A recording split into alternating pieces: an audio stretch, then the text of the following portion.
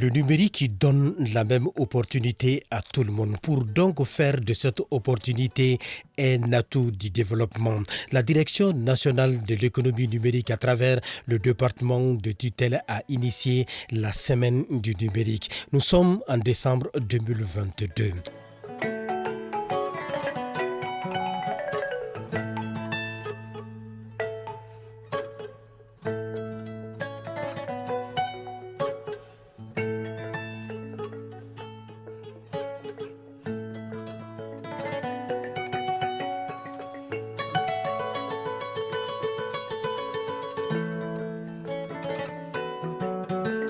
Cet espace de donner et de recevoir a donné de l'opportunité aux professionnels de l'industrie du numérique d'échanger sur l'importance, la nécessité, l'utilité, si dans l'urgence de faire du numérique un levier du développement. Et il est important que les acteurs de ce secteur-là que nous sommes se retrouvent à un moment donné pour non seulement discuter un peu de ce phénomène-là, voir un peu les problématiques qui sont au niveau de ces secteurs, essayer de trouver des pistes de solutions à ces problématiques, et tout cela dans la perspective vraiment de mieux intégrer, de mieux se servir de ces outils technologiques. Et pour ce faire, le moment est donc venu de valoriser la compétence locale. C'est pourquoi, à la faveur de la première édition de la Semaine du numérique, les startups étaient au cœur avec des projets innovants. C'est pourquoi nous avons axé cette semaine-là autour de deux événements majeurs. Le premier événement, c'est la mise en compétition de ces valeurs sûres que nous avons ici, en local, mais qui ne sont pas encore identifiées et qui malheureusement aussi la plupart du temps sont des gens qui sont sans moyens de se faire entendre ou de se faire voir. Je veux parler exactement des startups, c'est parce que c'est à ce niveau-là que les jeunes ont beaucoup de créativité, ils ont beaucoup de talent, mais malheureusement ces talents ne sont pas connus, ne sont pas également utilisés. Donc c'était une façon de les amener à nous faire savoir ces talents cachés-là. J'accompagne ma mère dans le marché pour l'aider à marchander. L'application est intuitive et l'un de notre facteur afin d'apaiser la tension entre les mairies et les contribuables. Catholique, une entreprise malienne fait part des Maliens pour résoudre des problèmes maliens. Vive l'Afrique, a décidé de se lever et de se saisir du problème en mettant en place Traffic Data Solution. Et la start-up Salé. Le deuxième prix est attribué à la start-up Global Business Technology. Global Business Technology. On va mettre le deuxième prix. Global Business. Le troisième prix, c'est... Le troisième prix sera attribué à la start-up SN Mali. SSN. Oui, ce cadre d'échange a incontestablement favorisé la compétitivité et l'ingéniosité au service du développement.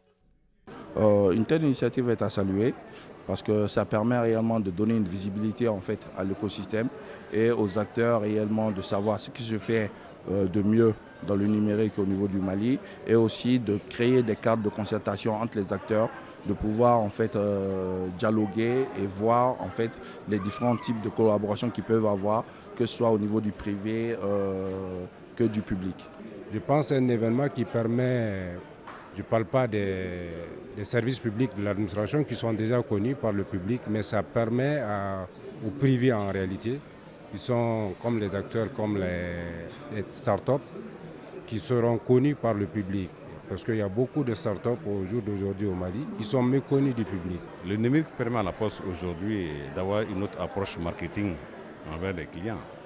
Donc l'environnement même nous oblige aujourd'hui à revoir notre mode de fonctionnement, à revoir nos produits et à nous adapter en conséquence. C'est à l'État, à la haute administration, d'imposer un fonctionnement cohérent et la mutualisation des ressources pour qu'on puisse véritablement aller vers... Parce qu'à terme, l'administration électronique doit être une réalité. C'est ce qu'on appelle le e-gouvernement. Donc pour la modernisation de notre administration, il faut qu'on aille vers le e-gouvernement.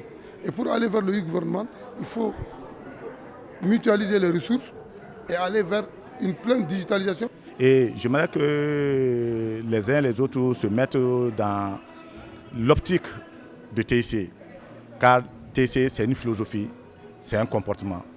Et nous devons y croire.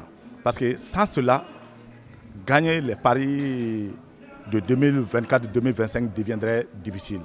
Et la magie de technologie de l'information et de communication va nous aider à amplifier les résultats escomptés. La première édition de la Semaine du numérique a prouvé à suffisance que le Mali dispose de la potentialité en matière de TIC. Et il s'est avéré nécessaire d'organiser le secteur dans la dynamique de renforcer le partenariat public-privé pour faire face aux défis du numérique. En créant un cadre de concertation déjà entre tous les acteurs pour qu'on puisse évoluer de façon harmonieuse et également donner l'opportunité aux autres qui ne maîtrisent pas ou qui ne connaissent pas déjà ces secteurs-là, d'apprendre à connaître ces secteurs et aussi d'innover, de créer l'esprit de compétitivité et d'innovation, surtout au niveau du secteur privé, qui reste la seule locomotive aujourd'hui pour mieux profiter de ce secteur-là. Après une première édition réussie, cette deuxième édition promet de tenir toutes ses promesses. Et le thème retenu pour l'édition 2024 est le TIC comme facteur de résilience face à la crise multiforme dans le Sahel, opportunités et défis.